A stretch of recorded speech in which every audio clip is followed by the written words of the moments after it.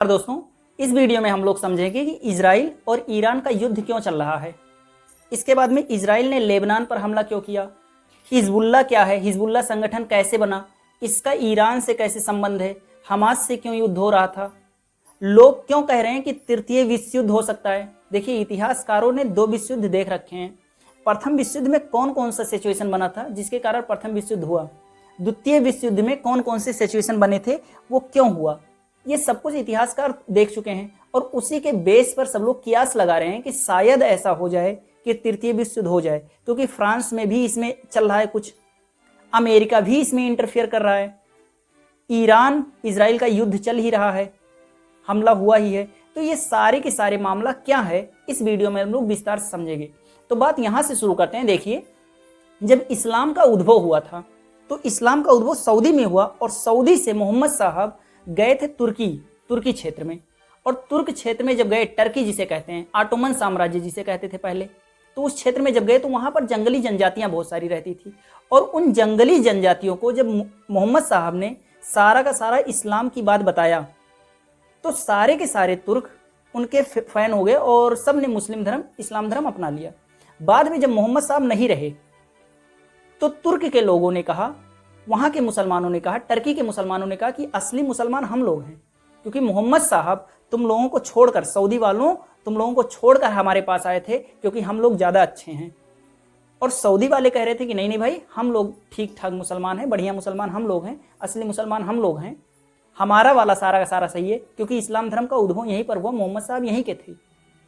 तो इस वजह से अब जब 1915 का टाइम चल रहा था तो 1915 के टाइम में जो तुर्क है, वो तुर्की के लोगों ने अपना खलीफा घोषित कर दिया अपने यहाँ के मुस्लिमों का, और सऊदी के लोग का जो खलीफा थे, जो राजा थे, वो हुसैन जी थे, और हुसैन के पुत्र फैसल, ये सब सऊदी में थे, और तुर्की ने अपना खलीफा घोषित कर दिया था। अंग्रेजों ने क्या किया, सऊदी के हुसैन जी से और उनके पुत्र फैसल से एक समझौता किया। उस समय प्रथम विश्व युद्ध चल रहा था।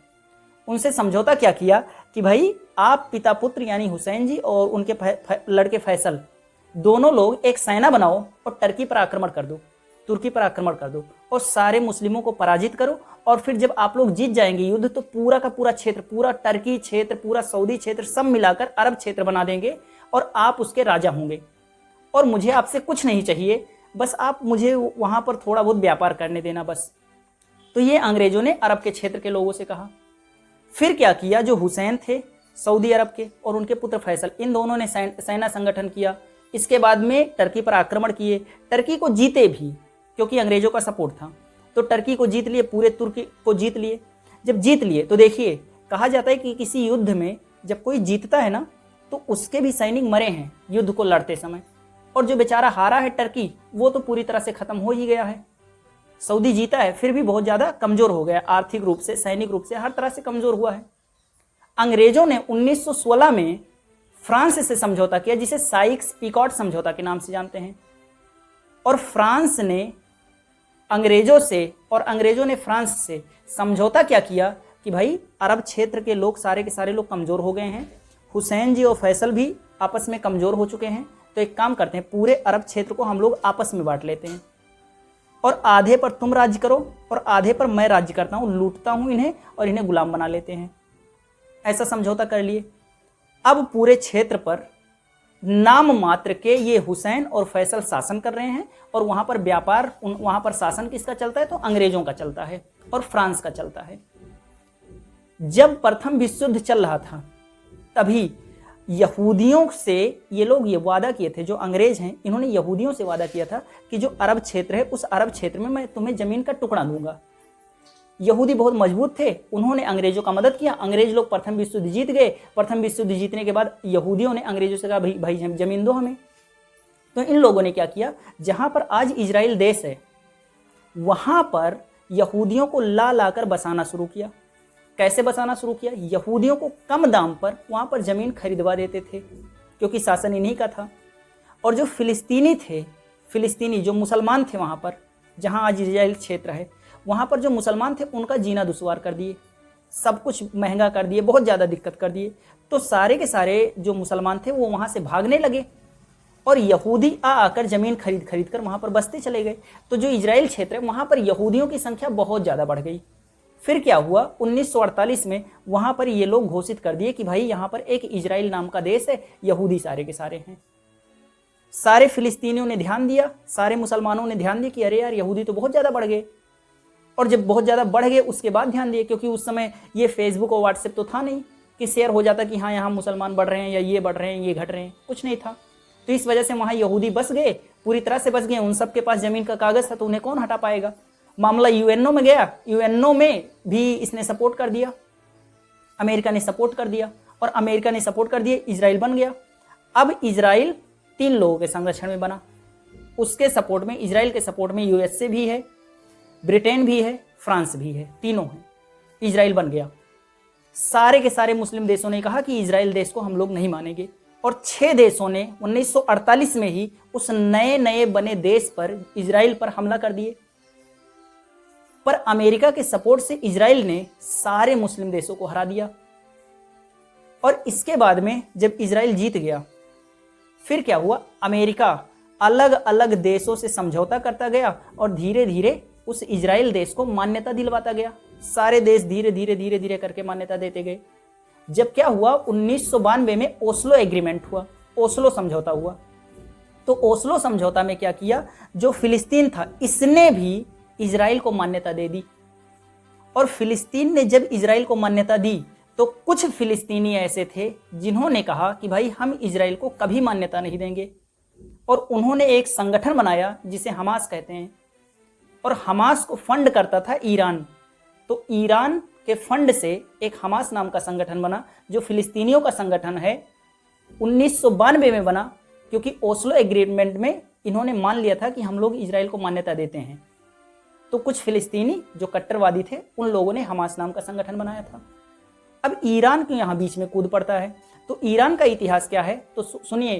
पहले था शुरुआत में, एकदम स्टार्टिंग में, यहाँ जो ईरान क्षेत्र है, ईरान क्षेत्र पर भी इंग्लैंड का, इसके बाद फ्रांस का, यूएसए का, इन सब का शासन था। पर 1925 में एक राजा हुआ वहाँ पर जिसका नाम था रजा शाह पहलवी। ये पूरी तरह से जो यूएसए है इसकी बातें मानने से इनकार कर दिया। वहाँ से सारी यूएसए के सारे धंधे बंद कर दिए, सारे जितने भी उसके सेंटर थे उन सेंटर्स को बंद कर दिए, सैनिक अड्डों को बंद करवा दिया, सब कुछ ये करने लगा। यूएसए ने क्या किया, इसे बहुत बुरा लगा। तो यूएसए ने क्या किया, जो रजा शाह पहलवी है इसका सरकार गिरा दिया और इसे मरवा दिया। और रजा शाह पहलवी का जो लड़का था उसका नाम था मोहम्मद रजा शाह पहलवी। दोनों का नाम सेम टू सेम है, बस इसके नाम में मोहम्मद लगा है। तो रजा शाह पहलवी का लड़का जो मोहम्मद रजा शाह पहलवी है, ये यूएसए का बहुत बड़ा चाटुकार था। यूएसए ने इसी को राजा बना दिया। और जब ये राजा बना मोहम्मद रजा शाह पहलवी, तो पूरी तरह से यूएसए के फेवर में सारा काम करना शुरू कर दिया। और मोहम्मद रजा शाह पहलवी का एक प्रधानमंत्री हुआ जिसका नाम था मोहम्मद मोसादेक। और मोहम्मद मोसादेक एक ऐसा आदमी था जो जनता से वादा करके आया था कि जब मैं बनूंगा, सत्ता में आऊंगा, तो सब कुछ यूएसए, ब्रिटेन और फ्रांस का जितना भी यहाँ पर सब कुछ है उन सब को खत्म कर देंगे। तो इसने करना शुरू किया मोहम्मद मोसादेक ने। और मोहम्मद मोसादेक ने क्या करना शुरू किया, सबसे पहला काम किया, इसने जितना भी ब्रिटेन का सामान था उन सब का राष्ट्रीयकरण कर लिया, जितना यूएसए का सामान था उसका भी राष्ट्रीयकरण कर लिया, सबका राष्ट्रीयकरण करना शुरू कर दिया। और यूएसए और ब्रिटेन जो रास्ता बनाते थे रूस जाने के लिए, रूस को हराने के लिए, उस रास्ते को भी बंद करवा दिया। तो सब कुछ बेकार करने लगा। इन्होंने क्या किया, उस मोहम्मद मोसादेक की भी सरकार गिरा दी, उसे भी मरवा दिया। जब मोहम्मद मोसादेक भी मर गया तो अब भाई मोहम्मद रजा शाह पहलवी राजा बन गया। पूरी तरह से धार्मिक कानून लगा दिया, वहाँ पर सब कुछ करने लगा, मनमानी करने लगा, जनता को कुछ नहीं सुना जाता था। और सारा का सारा यूएसए और ब्रिटेन के फेवर में सारा काम होता था वहाँ पर। फिर क्या हुआ, एक वहाँ पर आया पुरोहित, उसका नाम था हियातुल्लाह खुमैनी। और 1979 की बात है ये। तो 1980-79 के आसपास एक आदमी आया हयातुल्लाह खुमैनी। उसने क्या किया, ईरान की सारी जनता को जागरूक किया। सारे के सारे जो ईरान के मतलब जो नवयुवक हैं वो सब के सब उसके फेवर में हो गए और क्रांति कर दिए। और इतनी बड़ी क्रांति किए कि जो मोहम्मद रजा शाह पहलवी था, जो राजा था वहाँ का, उसे देश छोड़कर भागना पड़ा। वो मरीज था कैंसर का।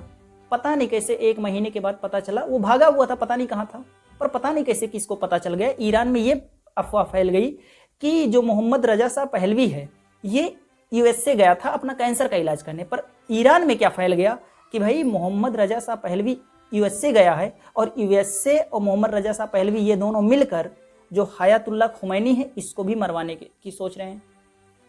और इतना सुनना था कि सारे के सारे ईरान के नवयुवक में आग भड़क गया और सारे के सारे ईरान के जो नवयुवक थे वो लोग गए और जितना भी यूएसए का सेंटर था उसे ध्वस्त कर दिया, जितने सैनिक अड्डे थे उसे ध्वस्त कर दिए, सब कुछ खत्म कर दिया। तब से ईरान और इसके बाद में जो यूएसए है ये दोनों कट्टर दुश्मन हैं, पूरी तरह से दुश्मन हैं। अब जब ईरान और यूएसए आपस में दुश्मन है, जो अमेरिका है, ये जब दोनों आपस में दुश्मन हैं तो यूएसए सपोर्ट करता है इजराइल को और इजराइल का दुश्मन, देखिए यूएसए का दोस्त है इजराइल, इसलिए यूएसए और इजराइल दोनों के दोनों जो अपना ईरान है ये ईरान का दुश्मन हो गया। और ईरान ने क्या कहा कि मैं इजराइल को भी नहीं छोड़ूंगा और अमेरिका को भी नहीं छोड़ूंगा, दोनों को नहीं छोड़ूंगा, दोनों दोस्त हैं।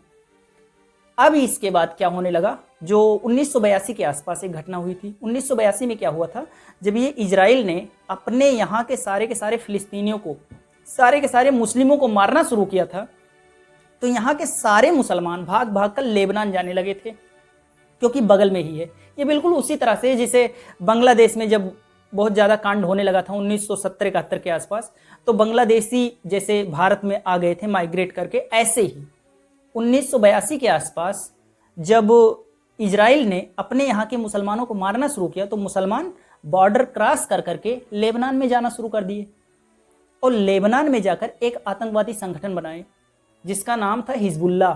और हिजबुल्लाह का काम क्या था कि भाई इजराइल को ख़त्म करना है, तो हिजबुल्लाह को भी ईरान फंड करना शुरू कर दिया। हमास जो पहले ही बना था उसको भी इसने फंड करना शुरू किया। तो ईरान इधर से बम छोड़ता है, उधर से हिजबुल्लाह जो कि ईरान ही फंड करता है वो भी बम छोड़ता है, इधर से हमास है, हमास भी बम छोड़ता है। और इसी ने, ईरान ने ही एक और आतंकवादी संगठन यमन में बना रखा था जिसका नाम था हूती, नाम से ऐसे कुछ है, हाउती नाम का संगठन है।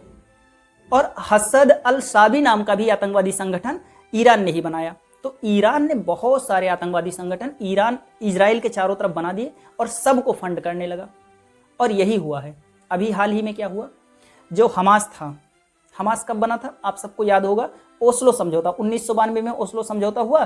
फिलिस्तीनियों ने क्या किया, इजराइल को मान्यता दे दी, फिर कुछ फिलिस्तीनी थे उन्होंने उसका विरोध कर दिया और इसके बाद आतंकवादी संगठन बनाया हमास, कहा कि इजराइल को हम मान्यता नहीं देंगे, वो फिलिस्तीनी है, उसको हमास को फंड करना शुरू कर दिया ईरान। तो हमास से युद्ध चल रहा था अभी हाल ही में। तो जब हमास से युद्ध चल रहा था तो उस समय इधर से ये जो हिजबुल्लाह है ये भी बम छोड़ रहा था, क्योंकि हिजबुल्लाह भी वही चाहता है जो हमास चाहता है, तो हिजबुल्लाह भी छोड़ रहा था। तो अब क्या किया इजराइल ने, जब हमास को पूरी तरह से ख़त्म कर दिया, उसे हरा दिया, इसके बाद में जब हमास से छुटकारा पाया तो अभी हाल ही में क्या किया, लेबनान में इसने हिजबुल्लाह को मारना शुरू कर दिया। हिजबुल्लाह के अभी जो नसरुल्लाह हैं उसके चीफ उसे मार दिए।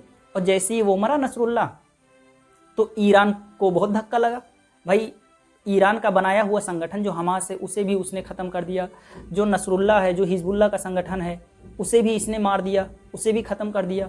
तो भाई ईरान को बहुत धक्का लगा और ईरान ने अब डायरेक्ट हमला कर दिया 2 अक्टूबर को लगभग आसपास। और आज जानते हैं इतना दिन हो गया, अभी तक इजराइल के तरफ से तो कुछ नहीं हुआ, पर इजराइल का सपोर्ट यूएसए लगातार करता आ रहा है, क्योंकि यूएसए के सपोर्ट से ही इजराइल का निर्माण हुआ था। तो अब देखिए आगे क्या होता है। अभी हाल ही में एक न्यूज़ लीक हुआ कि इजराइल जो है ये 16 अक्टूबर को हमला करने वाला था ईरान पर। सब कुछ एकदम डॉक्यूमेंट्री बन गई थी, सब कुछ बन गया था, पर पता नहीं कैसे वो लीक हो गया। तो ईरान को पता चल गया कि ये लोग कैसे हमला करने वाले हैं। ये बहुत बड़ी बात है कि भाई 16 अक्टूबर को, 17 अक्टूबर को ये जो इजराइल है ये ईरान पर हमला करके अपना बदला लेने वाला था, पर क्या हुआ, उसकी डॉक्यूमेंट्री लीक हो गई। तो ऐसी ही सारी की सारी समस्या चल रही है। इसी बीच में जो फ्रांस है, उस फ्रांस ने क्या किया, उस फ्रांस ने कहा कि भाई इजराइल तुम ज़्यादा इधर उधर हमला मत करो, नहीं तो हम तुम्हें देना बंद कर देंगे, हथियार देना बंद कर देंगे। क्योंकि जब इजराइल बना था तो फ्रांस ने भी सपोर्ट किया था। तो इजराइल ने कहा कि फ्रांस भाई तुम भी हिसाब में रहो, हम तुम्हें भी देख लेंगे। और ज़्यादा बोल लो मत, बीच में मत आओ। और इसके बाद क्या हुआ कि यहाँ पर जो सऊदी है, ये सब लोग यूएसए की वजह से इजराइल को कुछ नहीं बोल रहे थे। पर अभी ईरान ने कुछ ऐसी बातें कही, कहा कि भाई इस्लाम धर्म को अगर बचाना है, ये सब करना है, तो फिर क्या करो, आ जाओ हमारे साथ। इराक पहले ही, इराक देखिए, इराक जो है, इराक पहले यूएसए का दोस्त था, बाद में दुश्मन हो गया। क्योंकि इराक में जब तेल का मतलब जब वहाँ पर वो था, क्या नाम है, सद्दाम हुसैन, तो उसे फंड करता था ये अमेरिका, सद्दाम हुसैन को फंड करता था और फंड करके कहता था कि भाई जिसको कहें उसको मारो। फिर बाद में क्या हुआ कि जब तेल का खोज हुआ वहाँ पर इराक में तेल का अब पता चला, तो इसने क्या किया, अमेरिका ने उस तेल पर कब्जा करने के लिए इसने हमला कर दिया। हमला किया तो वो सद्दाम हुसैन जिसको यूएसए ने ही पाला था, वो इसका विरोधी हो गया और ईरान का सपोर्टर हो गया। तो उधर से ये भी बीच में कूद रहा है। तो देखिए अभी जो न्यूज़ में आ रहा है वो क्या आ रहा है कि जो ईरान है वो भी क्या कर रहा है, इजराइल पर हमला कर रहा है, यूएसए का विरोधी है। और इसके बाद में सऊदी और इसका क्या नाम है जो फ्रांस है, इन सब का भी सपोर्ट इसे मिल रहा है। फ्रांस खुलकर सपोर्ट नहीं कर रहा है, पर पीछे से वो भी चाहता है, वो बीच में कुछ नहीं बोल रहा है क्योंकि इजराइल ने उसे टेढ़ा मुंह से बोल दिया। इसके बाद में क्या कर रहा है, जो ये लेबनान है, जो मिस्र है, ये सब बहुत ज़्यादा उसके इजराइल के दुश्मन हैं। और उधर से कौन कौन है, तो उधर से कौन कौन है तो सब जानते हैं कि इजराइल है ही, यूएसए भी है, ब्रिटेन भी है। तो ये सारे के सारे लोग एक तरफ से हैं। तो इस वजह से कियास लगा रहे हैं कि सब लोग तृतीय विश्व युद्ध शायद हो सकता है, क्योंकि दो ध्रुवों में बढ़ता हुआ नजर आ रहा है पूरा विश्व। पर ऐसा होगा नहीं, क्योंकि तृतीय विश्व युद्ध होना, क्यों मैं कह रहा हूँ कि ऐसा नहीं होगा, क्योंकि ये छोटा मोटा सा झगड़ा है। और देखिए जो इजराइल है और जो इजराइल के विरोध में जितने लोग हैं, सऊदी हैं, ये सब लोग हैं, इन सबको का बहुत ज़्यादा अपना मतलब जुड़ा हुआ है यूएसए से। तो इस वजह से ये लोग खुलकर ईरान के सपोर्ट में आ जाएंगे, ऐसा नहीं हो सकता, क्योंकि इन सब की आर्थिक व्यवस्थाएं बहुत ज़्यादा कमज़ोर हैं और बहुत सारे तरीके से ये लोन ले रखे हैं, बहुत सारा आर्थिक रूप से ये लोग बहुत ज़्यादा दबे हैं। तो इस वजह से यूएसए से नहीं टकराएंगे। और अगर रूस आया तो रूस भी ईरान के ही पक्ष में आएगा। तो इस वजह से लोग कियास लगाते हैं कि शायद तृतीय विश्व युद्ध हो जाए, पर जो एक्सपर्ट्स हैं उनमें से कुछ लोग कह रहे हैं कि नहीं, तृतीय विश्व युद्ध नहीं हो सकता। तो यहाँ तक था।